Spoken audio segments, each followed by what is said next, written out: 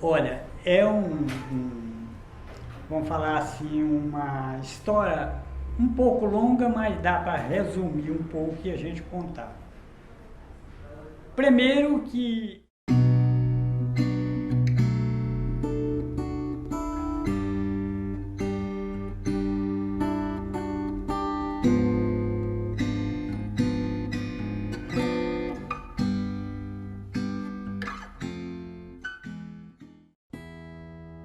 O acervo da extinta Delegacia de Ordem Política Social, o DOPS, custodiado e tratado pelo Centro de Informação, Documentação e Arquivo, CEDARC-UFG, mediante parceria com o Arquivo Nacional para o projeto Memórias Reveladas, possui um conjunto documental composto também por registros de sindicatos goianos no período da ditadura militar.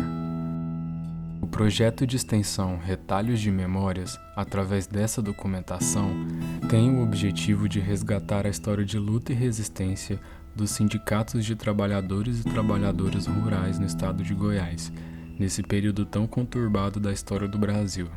Além de contribuir para que os próprios trabalhadores rurais possam redescobrir seu passado, interpretando, identificando nomes nos documentos e dando seus relatos para a reconstrução dessa memória. Bem, por volta de 1968, chegaram em Arizona dois padres italianos, Padre Máximo e Padre Cláudio.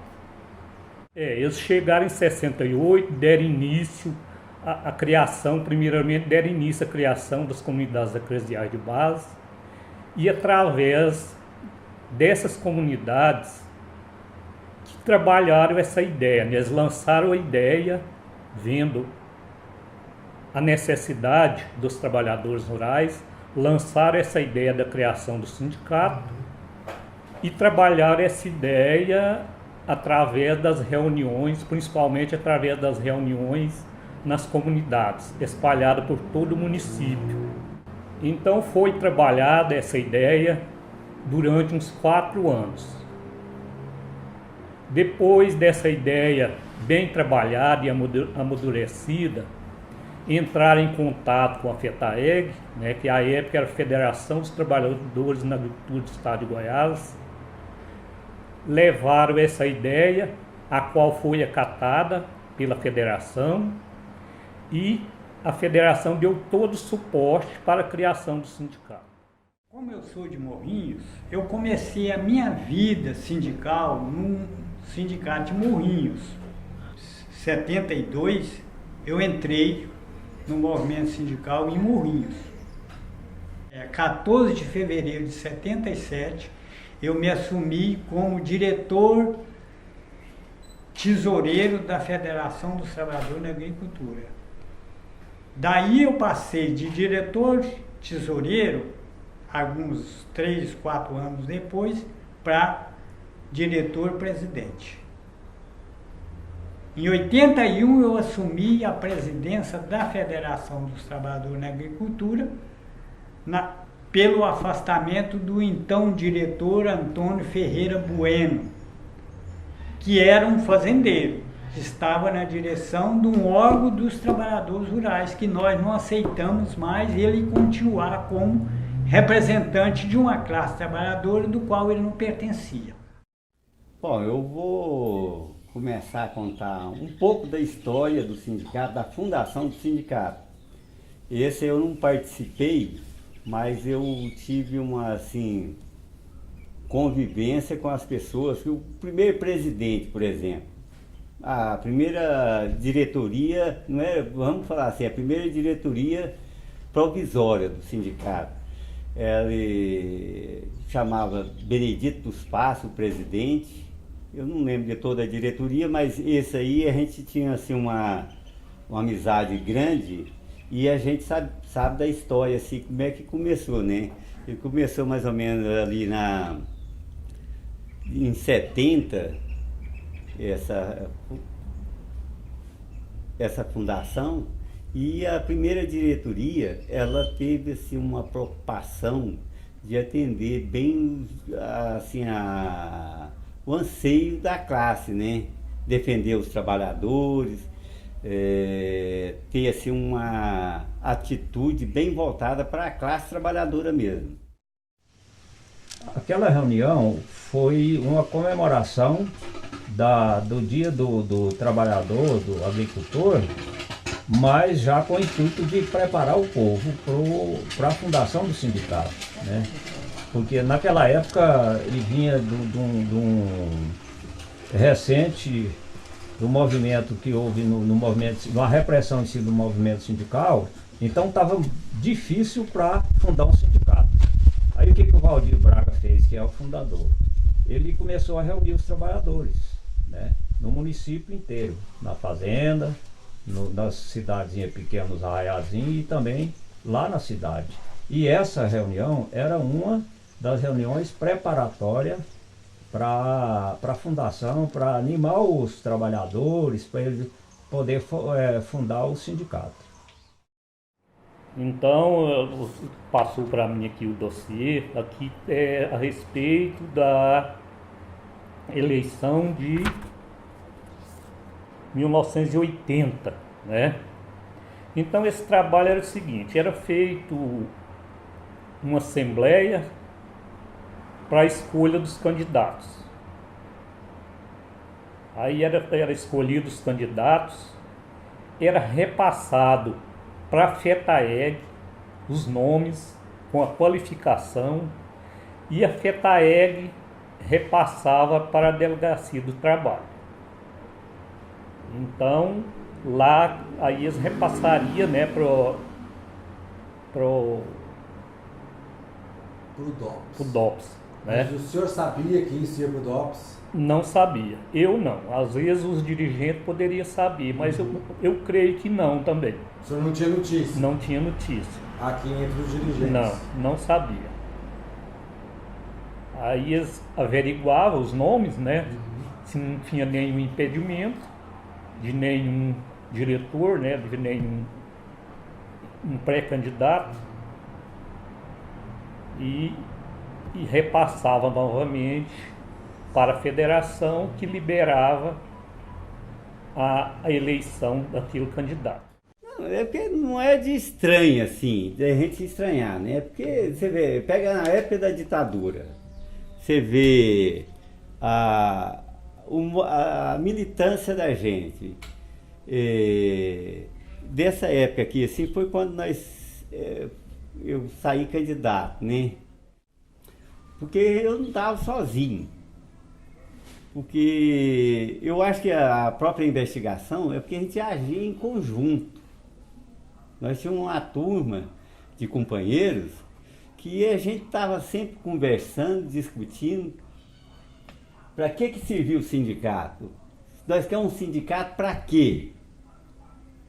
Isso é qualquer órgão, os militantes de esquerda estudam isso.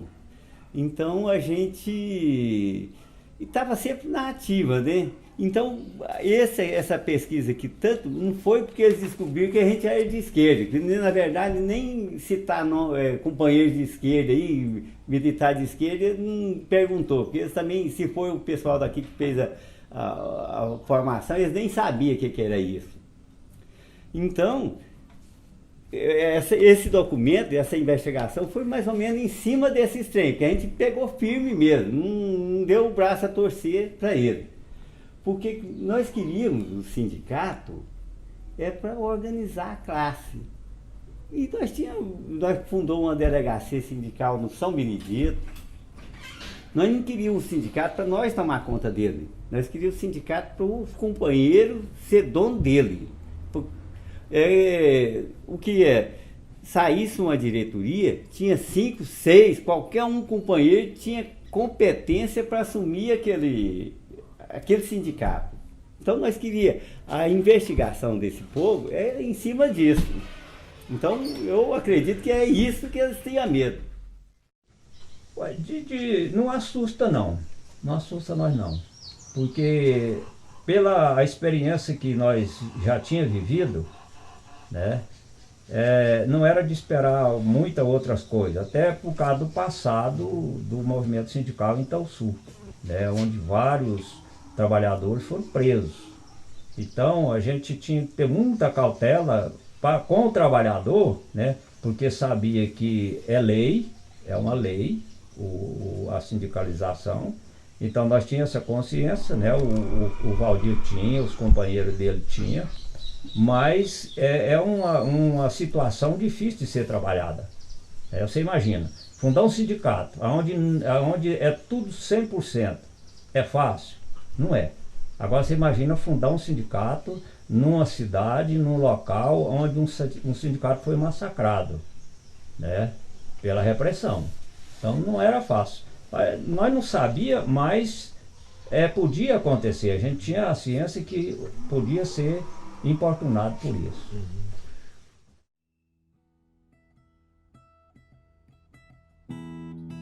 Os documentos trazem consigo o poder da evocação, do resgate de memórias que muitas vezes foram forçadas a cair no esquecimento e ainda hoje continuam perdidas.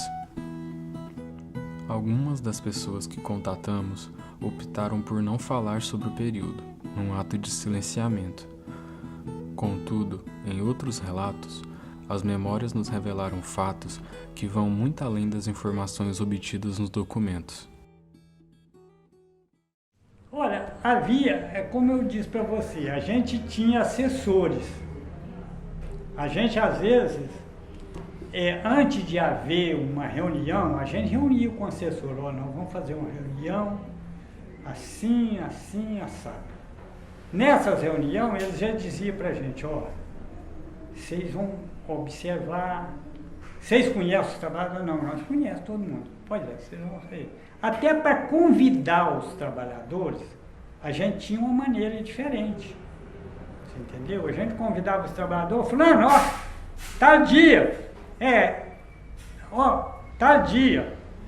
Quer dizer, não falava o que era tal dia, mas falava tal dia, ele já sabia que era a reunião do sindicato. A gente tinha os sinais para dizer para as pessoas. Quando uma pessoa ia falar alguma coisa numa reunião, que você sabia que ele podia, às vezes, ficar comprometido, a gente fazia para ele. Cruz, cuidado.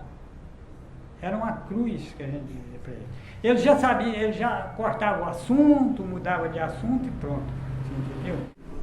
Então, ali os assessores, os companheiros, tinham uma comunicação muito bem organizada.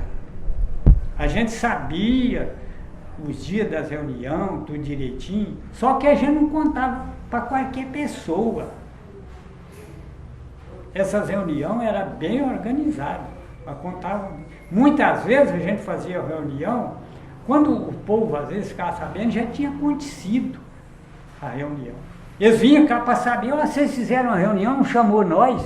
Não, nós fizemos. O Ministério do Trabalho mesmo era dono de acontecer. Como foi a reunião? Não, foi boa, foi muito boa. O que foi tratado na reunião? A gente tem que pegar a ata. Não, nós quer a ata do sindicato para ver. Nós ia pôr tudo que nós tratou na reunião na ata, aqui, não punha. Você entendeu? Nós punha aquilo que nós podia pôr. Porque a gente tinha assessores que explicavam para nós o que devia pôr e não pôr na ata. Porque senão a gente acabava entregando todo mundo, quando é de uma hora para outra, podia ser muita gente presa. E mesmo assim, ainda muitos sindicatos não conseguiu. Teve sindicato que teve intervenção, sindicato de Itaberaí, acho que o sindicato de Anápolis foi chamado à intervenção lá, fizeram levantamento de muita coisa lá dentro, mas não conseguiram impedir a diretoria de atuar.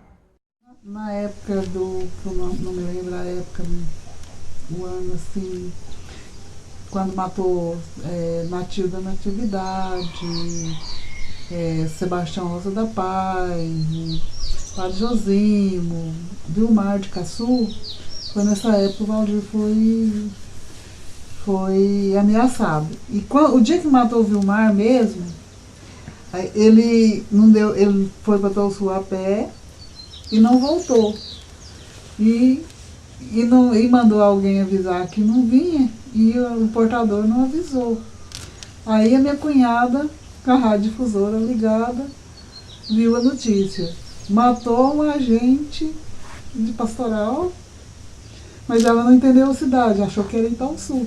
Caçu, Itaúsu. É parecido. E Valdir não aparecia.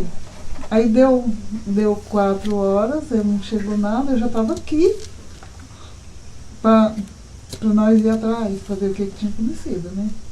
Porque só muito pouco carro que tinha na região na época. Aí ele chegou. Na hora que ele chegou, aí minha cunhada ainda brincou, uai, foi dessa vez que você morreu não, troço? Ela era meio brincalhona, brincava demais os dois. Tá aqui todo mundo chorando que você tinha morrido, que a Maria viu morrer um agente da CPT e achou que era você, que ele trabalhava também na CPT, né? Da Diocese de Goiânia. O ameaça foi constante naquela época. Aí na época ele comprou uns revólveres, ele arrumou 2 companheiros, aí ele ia pra cidade levando, já tinha um Fusquinha 68, eu já ia pra cidade levando esses 2 companheiros. Aí às vezes ele entrava por aqui, por baixo, e saía na fazenda Serrinha por lá e voltava por aqui. Não passava pela mesma estrada. Para não dar o que acontecer. E ele usava também as barbas para disfarçar, que se fosse assim, eles usavam uns tempos e tiravam uns tempos, né?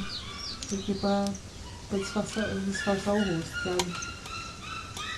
As barbas geralmente, quando tira, fica diferente a pessoa um pouco. Tem um irmão meu que até ele estava viajando, e não foi aqui em Itaberaí, foi em Trindade. Ele viajou, chegou, ele desceu na rodoviária de Goiânia, de ônibus, né? E foi para a casa dele e ele percebeu que tinha uma pessoa seguindo. Ele chegou na casa dele, pegou a mala e saiu. De noite a casa dele pegou fogo. Queimou, era uma oficina do padrasto dele, que nós éramos irmãos só pai de pai esse aí, né? Ele tinha torno mecânico, torceu. Mas essa forma. Igual te falei hoje de manhã, o meu pai, ele participou de todas as reuniões preliminares à criação do sindicato. Então, ele trabalhava de empregado numa fazenda e quando ele falava com o empregador que ele viria participar dessas reuniões de preparação para a criação do sindicato, o fazendeiro, o proprietário da fazenda, que era o empregador, até era compadre dele, falar: não, compadre, não vai participar dessas reuniões não, isso lá é coisa de comunista.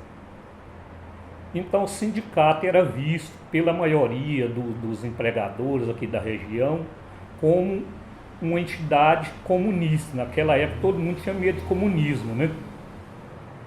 Então foi uma luta para a criação do sindicato. Teve perseguição aqui, alguns dirigentes sindicais foram perseguidos até pela polícia, né? Pela polícia foram perseguidos aqui. Então o sindicato foi uma luta para continuar, né? Todo mundo tinha uma desconfiança muito grande em relação ao sindicato. Inclusive meu irmão fez parte da Comissão Pastoral da Terra estadual, né? Ele foi praticamente um dos fundadores também, assim, da época da fundação. Ele teve, assim, uma participação muito grande, porque nessa época de 70 até 82, ela estava, assim, o auge dos trabalhadores, assim, da influência sindical estava muito forte.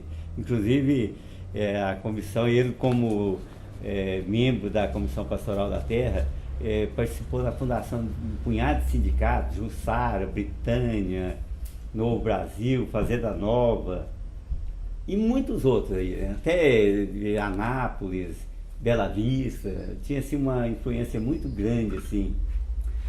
Então, assim, a participação nossa, quer dizer, é esquerda. E tinha assim, não é diretamente o clero, eram as pessoas do clero, né? Não era todo o clero mas assim, o Dom Tomás, o Padre Chico daqui de Itaberaí, o Capone lá, o Chico Capone, tinha o Isaac. O Fernando, né? Depois o Antônio, que sucedeu. Isso falando de lá. Emanilson Guimarães, que é coordenadora da CPT, da Arquidiocese, não da regional, mas da Arquidiocese. A irmã Vera, que ficou depois também na CPT com a saída da Nils, né? E os padres que ajudou na época aí era o Nelson. Você lembra quem mais, Maria? Raimundo, Padre Nelson. Padre Raimundo pegava a caminhonete da paróquia e dava para os trabalhadores e para a Assembleia em Goiânia, né? A caminhonete está aí, vocês pegam e vai. Então ele ajudou muito os trabalhadores nessa época. E agora a questão da igreja que mudou muito. A teoria da libertação, ela trouxe muito padre que defendia a causa mesmo. Hoje eles estão mais na reza, eles não estão participando diretamente. Não é porque eles são ruins, não. É porque aquela febre, o próprio lado de cima mudou tudo, não quer isso mais, que eles militam. Que isso aí, porque ser padre ou não ser pastor é a mesma coisa, ele pode militar onde ele quer. No Partido Comunista, no PCdoB ou na UDR, qualquer um que ele pode participar. Mas desde que ele assume a causa dele, né? Não vai escondendo uma coisa para saber defender a outra. Então é onde eu falo assim, que ele passou mais a preocupar com o rebanho dele do que... Mas ainda faz muita coisa ainda. Isso aí a gente não pode falar que eles deixou, não. Eles diminuíram. E aí mudou a forma também de participação. Porque a gente, como começou lá, a gente não deve falar deles, a gente deve falar da atuação deles no momento. Aonde eles contribuíram, aonde deu certo. Isso a gente tem que, quando faz uma coisa justa, a gente tem que defender também. Não é falar que é só meu pensamento que é correto. A gente tem que valorizar aquilo que está fazendo em prol dos trabalhadores também. Pode ser coisa mínima. Para transformar isso agora. Porque tem muita coisa que acontece que isso não está com nada, não. Isso é bobagem. A gente tem que pegar... Não é eu que sou dono da verdade, nem você. Nós temos que juntar as nossas verdades e escolher o melhor caminho para nós seguir. E o que nós temos que fazer é transformar essa sociedade num país mais justo e igualitário. Eu achava até bom quando ele me chamava de comunista. Eu falava, não, eu sou comunista mesmo. Se comunismo é defender o meu interesse de lutar por uma vida melhor, eu sou comunista e não é eu só não, muitos trabalhadores são comunistas, porque nós não aceitamos essa vida. Isso é escravidão. Agora, eu sempre dizia, bom, você quer ser comunista ou quer ser um escravo? É melhor que você seja um escravo do que você seja um comunista. Eu vou ser comunista, pode ser um escravo você. E eu não nego. Se é defender direitos e tudo é comunismo, viva o comunismo.